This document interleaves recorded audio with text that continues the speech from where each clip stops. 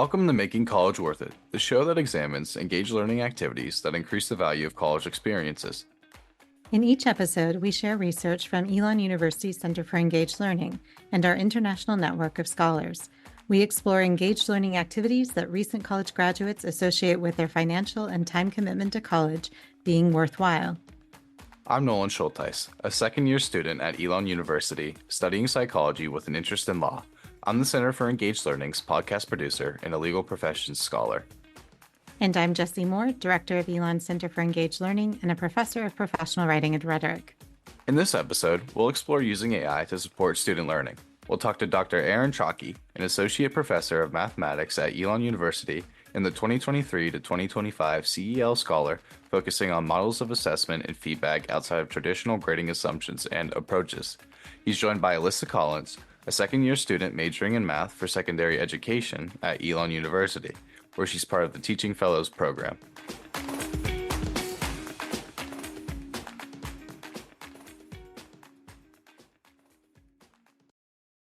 My name is Alyssa Collins. I am a second year at Elon University. I am majoring in math for secondary education.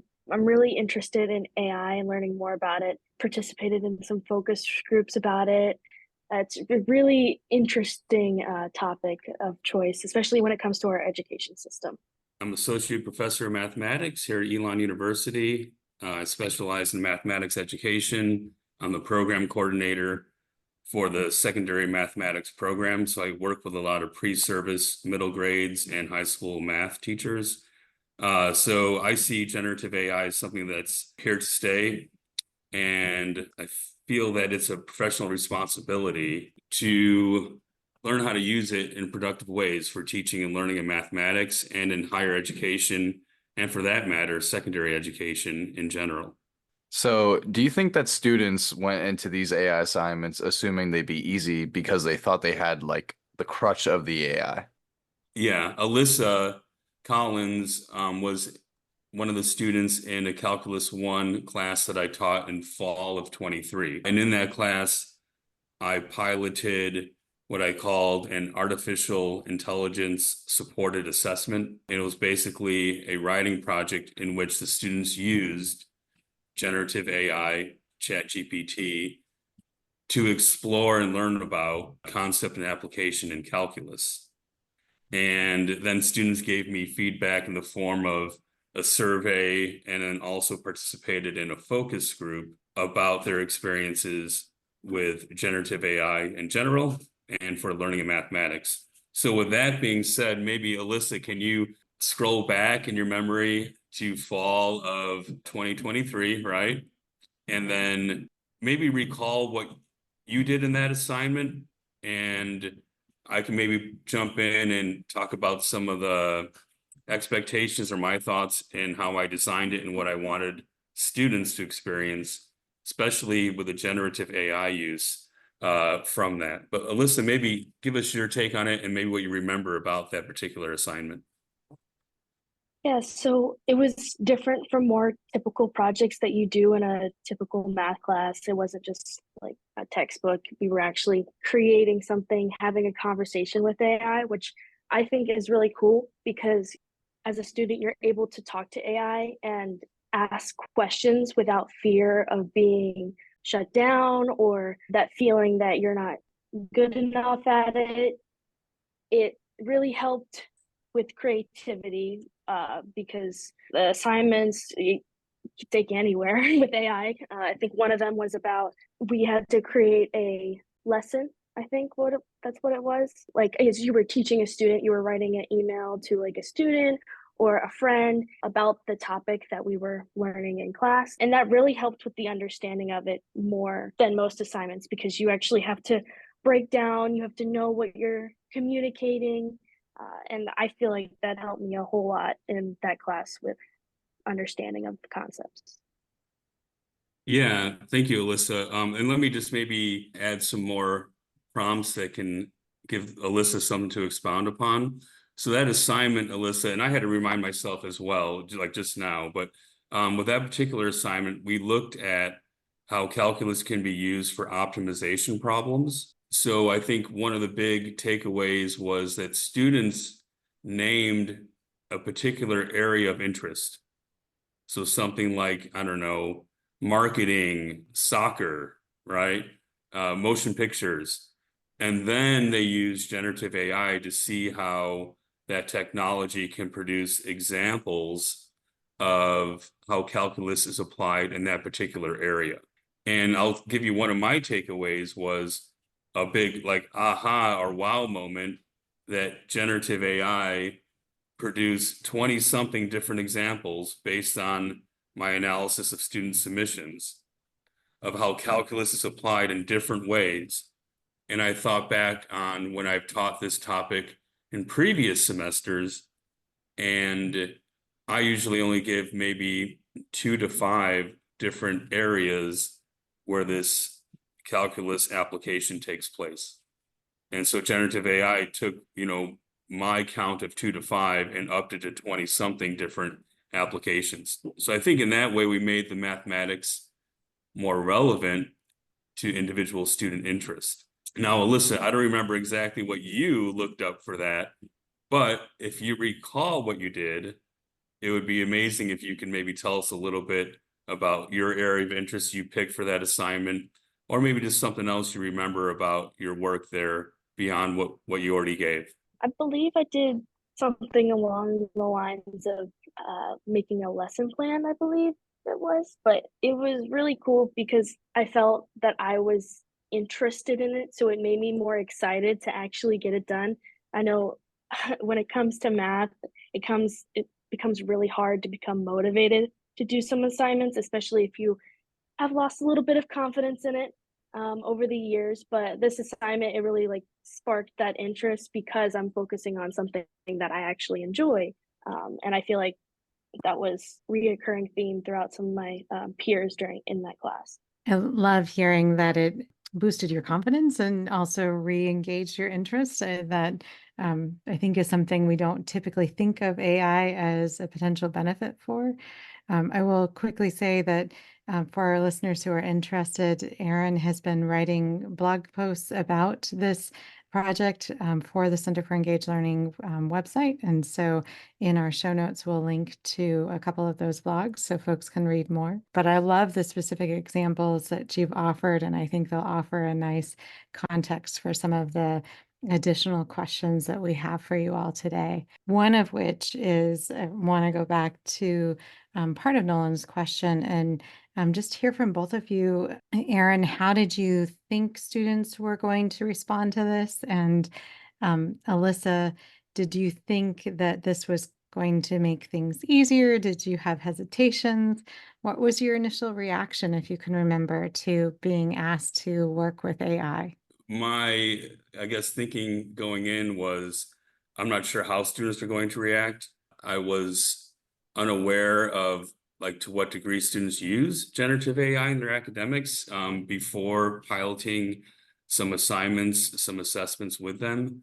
And it also felt a little bit like asking students to do something extra, even though I try to couch the assignment as this is a great learning moment for you. So I went in with some hesitancy and not exactly feeling confident in my predictions on how students would respond. Not to steal any of Alyssa's thunder, but I feel like students were re-engaged at that point in the semester when they're doing that assignment and after, because they saw how the mathematics we were learning can relate to things that they're interested in. And I feel like generative AI was kind of the bridge to make that happen. Yeah, I was about to say, as a student, there's often like a stereotype, a negative stereotype against using AI, that when we use it, we're not supposed to use it because we don't generally use it in our assignments in our everyday class. So going into this, there was a little bit of, I feel, in some of the assignments where students were a little bit fearful of, they didn't want to get caught with plagiarism, there was a little bit of hesitation, I feel, at that point of AI, just because you're conversating between AI, you don't want to get caught or in trouble plagiarizing anything or anybody else's work.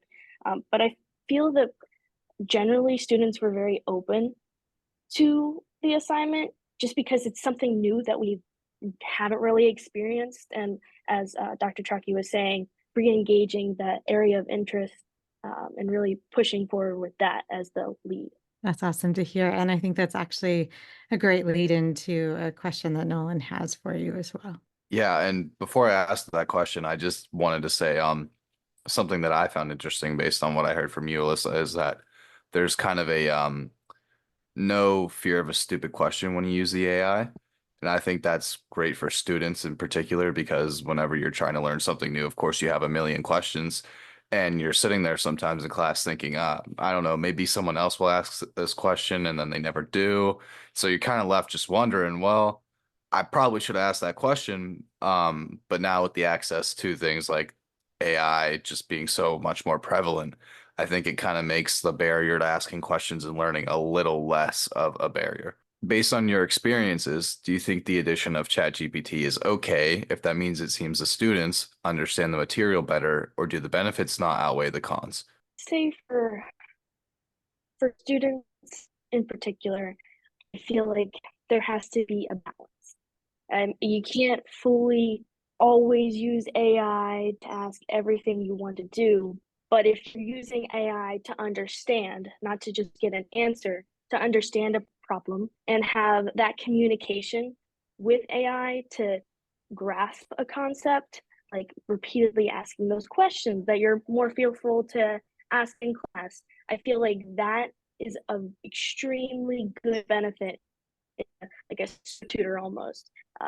Be yourself when you're asking questions of these hard concepts. AI is going to be as Google is now. So learning about it, understanding how it works, seeing ways that it can be incorporated into the classroom without taking away from the learning process, I feel is very important to do. And if I can interject there, and kind of maybe just extend a little bit on what Alyssa just contributed. Alyssa participated in the focus group we did at the end of that fall 23 semester. And two of the big themes that came out of that, amongst many, were that generative AI gives a space to like non-judgmentally interact to start learning about a concept or an application, a topic. So that kind of is a succinct way to say kind of what Nolan and Alyssa just spoke to. Another big theme that came out, though, was that all the students in the focus group came to agreement that generative AI should be used as a tool for learning, not a replacement for demonstrating learning. And I think that kind of gets at this fine line, like the balance, to use the language Alyssa mentioned, between using generative AI in like productive, educative ways versus ways that slip into honor code violations. And so navigating, right, that line and that space in particular disciplines, I think, is part of the challenge that we see ahead of us. And Alyssa, you're a future teacher yourself, anticipating, is it high school math that you want to teach? Do you anticipate then teaching your students how to use ChatGPT? Yeah, I definitely think for my peers now who are going in the education field, it's very important to know as a teacher how AI works and to help the students, our future students, learn AI as well. Because while right now it's not really present generally, in the future for them it will be. So it will be a reality for them, which it's important for us now to learn so we can help them have a better future as well. And students also should, I feel, should learn more about AI because it's all around us, whether we think it or not. I mean, it's in our phones. Yeah, and I was just on the drive in this morning hearing an NPR story on how the uptick in AI usage is actually causing more energy use, that AI data hubs are using as much energy as the entire country of Italy. So I think in addition to learning how to use it effectively and ethically, I think that we're going to need to also grapple with when we use it in terms of the impact on other aspects of our world that we might not even be thinking about yet. So I love to hear, though, that you're thinking about it for your future profession as well. So. I actually recently found this YouTube video, and it was basically explaining that AI is kind of killing the internet, which I found interesting. What's happening is all these companies are trying to commission AI because there's just a little bit more profit in it. And because of this, AI is basically a product of what the internet is. And so it's taking this information that's misleading or wrong and reciprocating it.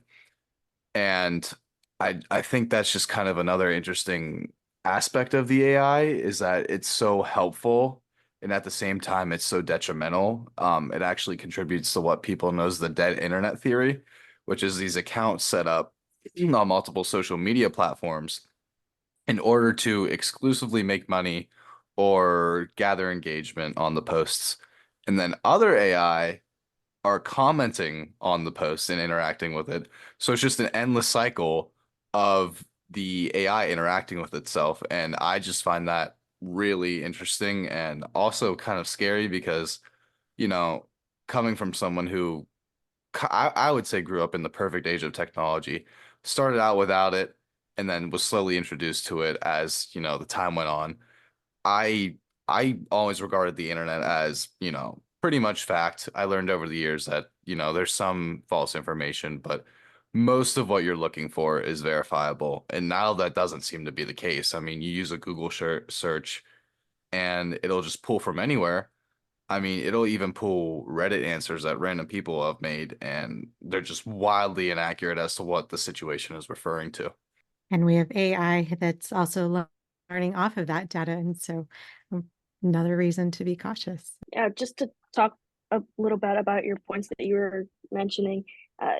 With AI, I feel that we have to remember the people who are creating the AI are human.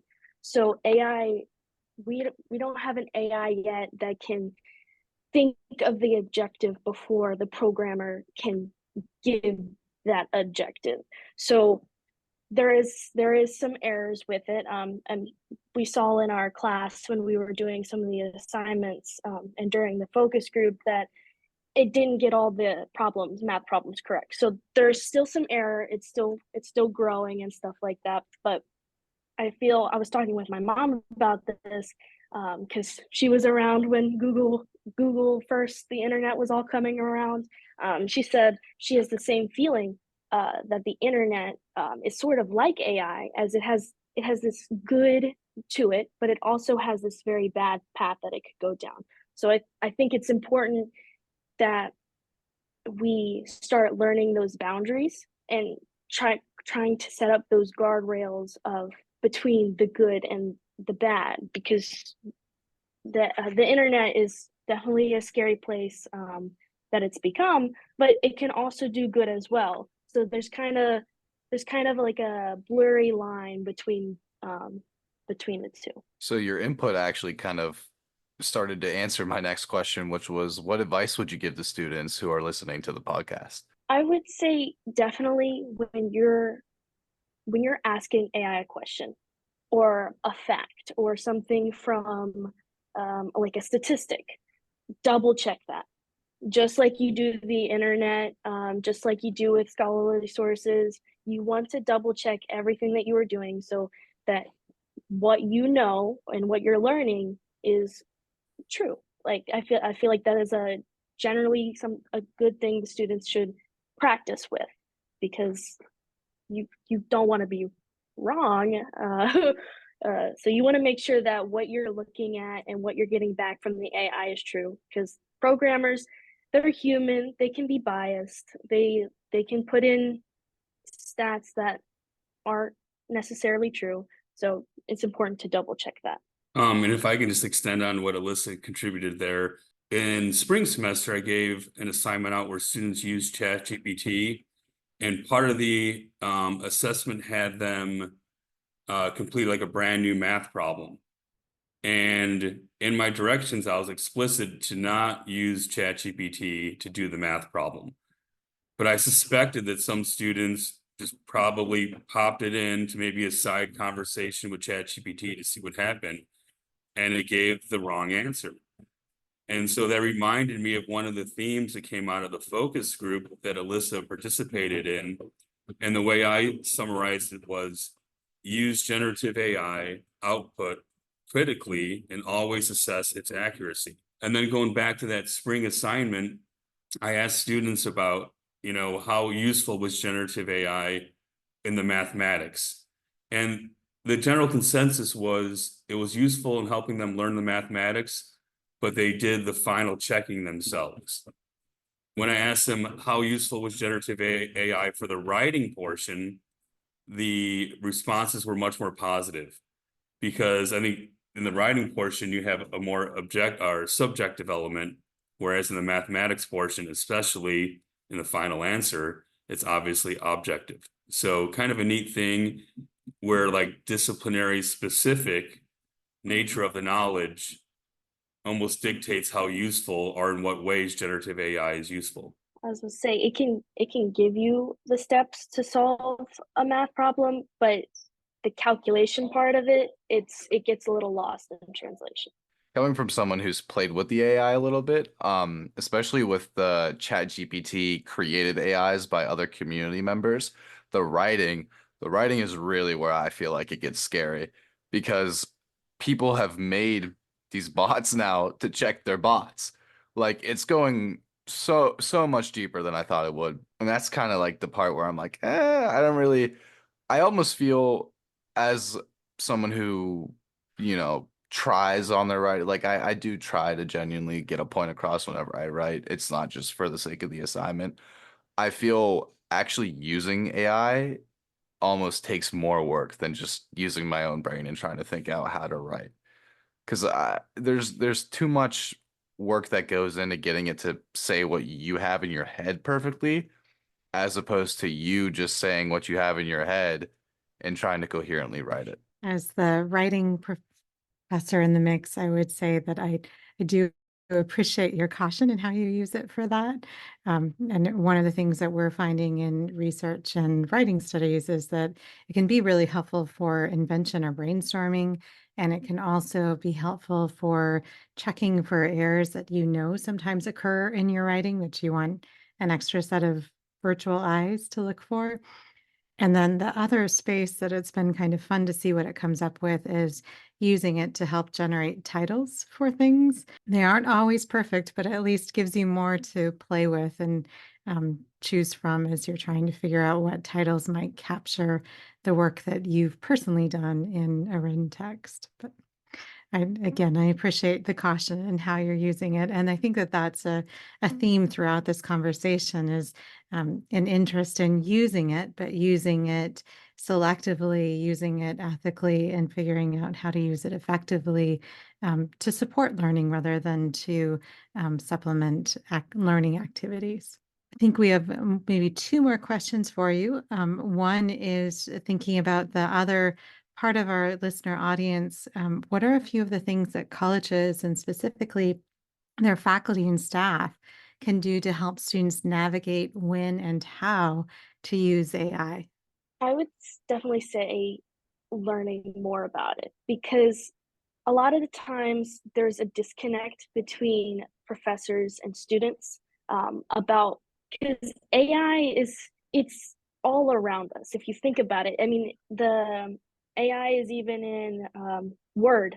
When you are about to generate, or you're typing a text and a suggestion comes up to finish the rest of the sentence, that's AI itself. So when professors say, oh, don't use AI, students are like, well, I'm using AI because it's in Word. That's the platform we're using to write these assignments. So I would definitely say making guidelines of what is acceptable and what is not acceptable in assignments, learning more about what AI is and how it works will better help the communication between students and faculty, I feel like, in the future. Yeah, I think faculty need to be aware or make themselves aware of how AI is used in the disciplines they teach, outside of academia. I think that's a really good starting place. So for instance, I work with prospective teachers. Teachers more and more are using generative AI to produce like the skeleton of a lesson plan, and then taking that and molding it into the lesson they need for their particular students. So that's, I think, in broad strokes, an excellent practice for how to use generative AI productively, right? In secondary mathematics, for example.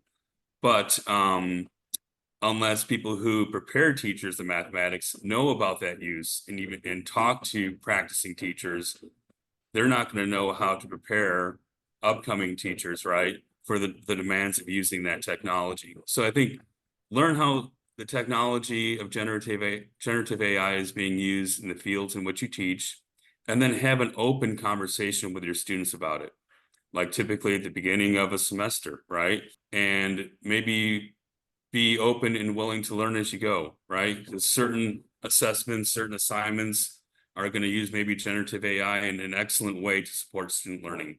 Some might bomb out, but that's okay, right? If you can learn with and from your students just as much as your students learn with and from you, right? And kind of make it more of a reciprocal process in how to use this particular technology productively, I think faculty can move forward in kind of the most efficient, meaningful way, right? In preparing their students to use generative AI in the class and beyond the university walls. Thank you both. I really appreciate you taking time to share your own experiences using AI in the calculus class and how you're thinking about using it in other spaces that you're teaching and learning. Before we wrap up, is there anything else, Nolan, that you'd like to ask, or anything else that Aaron or Alyssa you'd like to add to our conversation? Yeah, just one more quick question. I know I've expressed my concern about AI. Do you think the taboo I hold and potentially other people hold is going to fade out as maybe AI develops more, or we learn how to use it, become more professional with our use of it? Or do you think there's always going to be kind of a barrier in people's heads as regarding AI as this potentially dangerous and evil thing? I would say definitely similar to what the internet is now. There's always going to be that fear and caution in the background of AI, and what bad can come from it, but also what good can come from it. I do think as we head towards the future, how we talk about it will predict how it becomes in the future. So if we start learning about the ways to use it, what ways not to use it, it will help us towards that future where we're not as scared as we normally would be. And I think it's really important to start having conversations like this, because it's a big thing. It's bigger than the internet, but it's not there yet. And I would definitely like to see more discussions about AI in the future. Thanks so much, Alyssa. We really appreciate you sharing your perspective.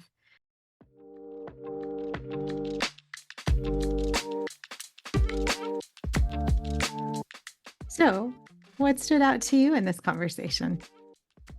I think really the idea that AI can almost function as like a little mini tutor, in the sense that if you use it properly, you ask it the right questions, there's no fear of stupid questions. So you can really get exploratory in what you want to ask it, and it will never judge you. It'll always give you an answer.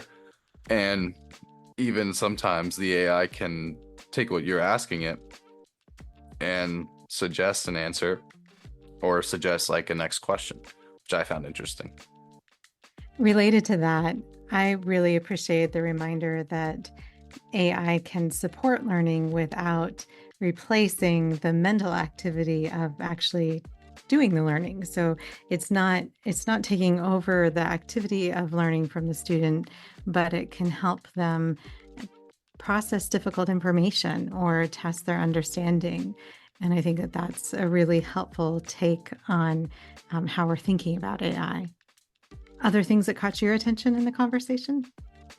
Yeah, really the usefulness of AI based on the topic I found interesting. You can't really use it to help you all that much. You can't really use ChatGPT to solve the practical aspects of a math problem, like Dr. Trocki was saying. But in the writing portion of the assignment he gave, it was much easier to use the AI in an application. And I just think that's also interesting. There's certain things that no matter how much technology we throw at it, still needs to have a human behind it to be able to verify if it's right or not.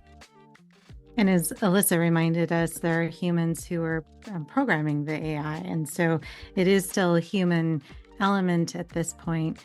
But as it is learning, it's learning on, as you highlighted, a range of information. So part of using AI effectively is figuring out, is it giving you correct information or is it not? So again, reinforcing that idea that you still have to understand what you're asking it to do and what you're looking for to be able to assess if it's giving you good information back. But we certainly heard some ways that it can be helpful. And one of the ones that stood out to me is thinking about teachers using it to start their lesson plans and then going in and updating them for their specific teaching context. And I think we'll see that in more and more professions, which also highlights why we need to address AI in higher education and think through how to teach students how to use it ethically and effectively.